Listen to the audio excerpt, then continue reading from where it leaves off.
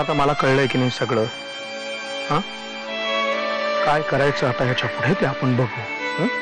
मला फक्त एकच काळजी वाटते, त्याने अमृताला काय केलं तर. तो आत्ता तरी लगेच असं काहीच करणार नाही, कारण अमृताच्या नजरेत तो देव आहे. तिचा आपल्यावर विश्वास बसणार नाही. आता काय करायचं आपण मामूलाला? त्याची चिंता काळजी आता तू अजिबात करू नकोस. मी त्या हरामखोराला असा तसा सोडणार नाही. तू मला विचारलं होतंस ना की माझ्या आयुष्यात दुसरी कोणी मुलगी आहे का ते? म्हणजे आहे. आणि मला मला नकोसं झालंय तिचं ते वागणं. तिला माझ्या आयुष्यातून कसं काढून टाकू ना तेच कळत नाहीये मला.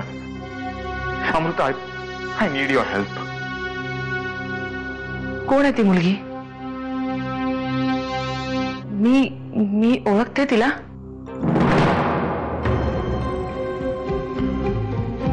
तू ओळखतेस म्हणूनच तर कसं सांगू तेच कळत नाहीये मला. मी ओळखते?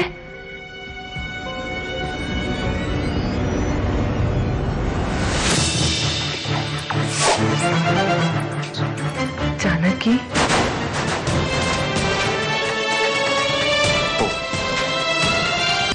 या कामासाठी आपण परशु शेटला वापरतोय. नाही म्हणजे मी लंडनला शिकायला असताना आम्ही फ्ली मार्केट मधून रस्त्यावरचे स्वस्तातले बूट घ्यायला जायचो. म्हणजे पैसा बक्कळ असायचा आमच्याकडे, पण आपली एक मजा.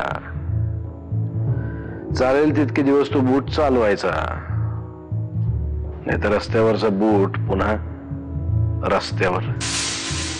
जे मला त्या बूटाबद्दल वाटायचं तेच मला परशुबद्दल वाटतं. बिलीव्ह मी अमृता, मी थोडा अंतर ठेवूनच वागायला लागलो तिच्याशी. मग तिचं हे वागणं काही बदललं नाही. आपल्या मागे मागे गोव्यालाही आली होती मला भेटायला. फोनवरूनच परत जायला सांगितलं मी तिला. अगं एवढंच काय, मी वामन काकांशी बोललो या विषयावर. वामन काका? मग काय झालं? काय होणार अमृता? वामन काकांचाही माझ्या बोलण्यावर विश्वास बसला नाही, कारण जानकीने त्यांना आधीच काहीतरी उलट सुलट सांगून ठेवलं होतं. उलट सुलट?